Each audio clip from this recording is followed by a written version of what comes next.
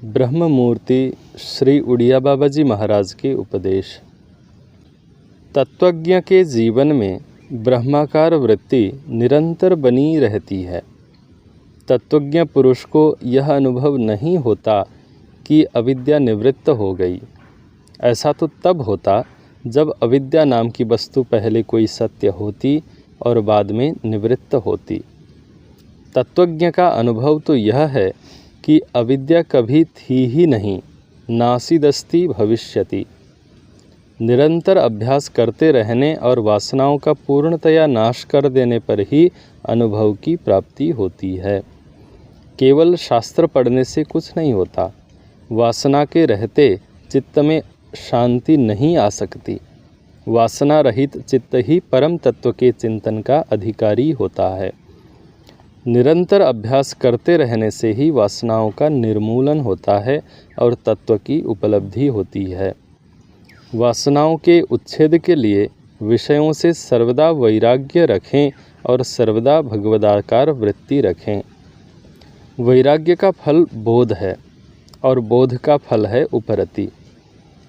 दोनों में अंतर यही है कि वैराग्य होने पर विषयों में ग्लानि होने के कारण उन्हें भोगा नहीं जाता। उपरति होने पर वस्तु सामने रहने पर भी उसे भोगने की प्रवृत्ति नहीं होती। इसके उपरांत उपरति का फल है आनंद और आनंद का फल है शांति। राग, यदि किसी वस्तु से मन इस प्रकार फंस जाए कि किसी भी प्रकार का अपमान, निरादर या दुख होने पर भी न हटे, तो मानना चाहिए कि उसमें राग है। और द्वेष, यदि किसी वस्तु से मन ऐसा हट जाए कि उसमें दोष ही दोष दिखाई दे, कोई भी गुण न दिख पड़े, तो मानना चाहिए कि उसमें द्वेष है।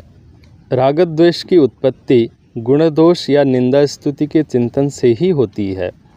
राग द्वेष से मुक्ति निंदा स्तुति के न करने की प्रतिज्ञा से एवं पूर्ण ज्ञानी या भक्त जो राग द्वेष से मुक्त होते हैं, उनका ध्यान करने से राग द्वेष छूट सकते हैं। राग द्वेष छूट जाने से चित्त हल्का हो जाता है और उसमें सत्वगुण की प्रधानता हो जाती है। निर्विकल्प तत्व के साक्षात्कार की योग्यता आ जाती है। राग द्वेष वाला व्यक्ति उन्नति की सुनहली पगडंडी पर नहीं बढ़ सकता। हाँ, राग द्वेष की निवृत्ति केवल विवेक से नहीं होती।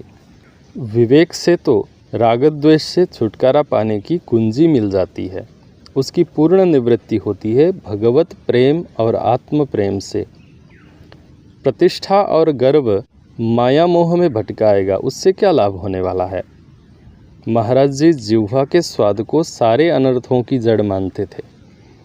जीवन मुक्ति क्या है पूछने पर महाराज जी कहते थे कि जो जिस प्रकार अज्ञात भाषा में तुम्हारी निंदा या स्तुति की जाए तो तुम्हारा चित्त तनिक भी डांवाडोल नहीं होगा, उसी प्रकार यदि तुम्हारी परिचित भाषा में तुम्हारी निंदा या स्तुति की जाए और तब भी तुम्हें क्षोभ न हो, तो मानना चाहिए कि तुम जीवन मुक्त हो। महाराज जी के सत्संग में ऐसी ऐसी अनेक अश्रुत पूर्व विचार परंपरा श्रवण गोचर हुई। आपका जीवन दर्शन और ब्रह्म दर्शन अभिन्न था। मान अपमान में समत्व, उदारता, क्षमा, अक्रोध के आप मूर्तिमंत प्रतीक थे। बड़ी से बड़ी विपत्ति, संघर्ष या बाह्य घटना आपको छू नहीं पाती थी। वे ब्रह्म के व्यवहारिक स्वरूप थे। जिज्ञासुओं के लिए वे ब्रह्मविद वरिष्ठ महात्मा थे। भक्तों के लिए भगवान थे, परंतु वे स्वयं क्या थे उसको वे भी नहीं बतला सकते थे। वह ज्ञान, प्रेम और आनंद की मूर्ति अब कहाँ देखने को मिलेगी।